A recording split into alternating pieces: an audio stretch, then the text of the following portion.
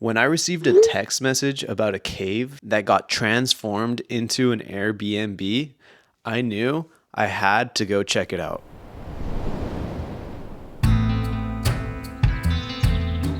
For those that are new, I recently bought a rocky hillside in California, and I'm in the process of turning it into a unique off-grid style Airbnb. As part of that process, I like to visit other unique properties to get inspiration for my own project. Today, we're at Casa Grotto, a property that does something very unique. They built the entire home around the existing rock formations. So, stick around. I'll be having a conversation with the owner to get a better understanding of how they did this. I'm here at Casa Grotto with Ashley. Yes. So thanks again for having me. Of course, welcome in. We bought the house in 2021 during COVID. The house hadn't been touched since the 70s. Casa Grotto, the grotto here, was an empty stone shell. We're not 100% sure what the original owner and designer intended with the space. He was the lead engineer of the County of San Diego, so he has the most beautiful touch when it comes to landscaping and natural design. But we definitely wanted to honor the space and just kind of bring back to life what he originally built. You had mentioned that he had to use dynamite or something to blow up some of the... He did. Yeah. This is all granite, so you can't dig. You can't dig a pool. You can't dig anything. You'll hit rock within the first feet. So I guess in the 70s you can blow up the mountain with dynamite. You can't do that anymore. So everything here is from the land itself. All the rocks, the greenery, everything was just built very intentionally back then. After we renovated our main residence house, the last thing we were looking at was, what to do with this stone structure here. And we thought about a gym, an office, a wine tasting room for us. We weren't really sure what to do with it, and we decided to do a studio, almost like a studio apartment here for friends and family when they would visit. And as soon as we were done building it, we just decided that we were going to try vacation rental to see, how successful that might be. And within the first month, we were fully booked. We ended up being fully booked right away, and just the feedback that we've received from the space has been overwhelming.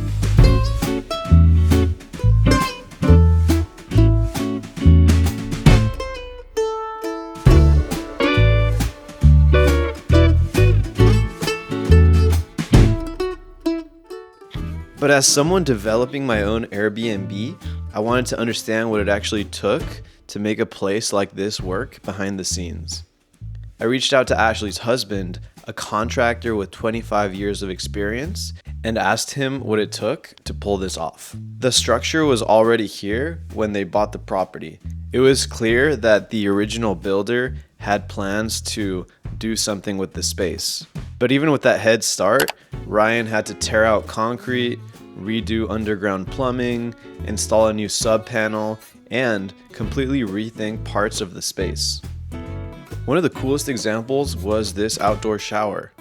Originally, there was just a basic water line stubbed into the area. Ryan designed a custom system around it, adding a dedicated water heater, exposed plumbing that matched the rustic style of the property, and then tied it back to the existing drainage setup.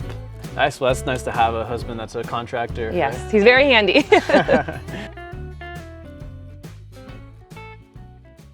So I wanted the design side of it to still feel natural, organic, like it was always meant to be here.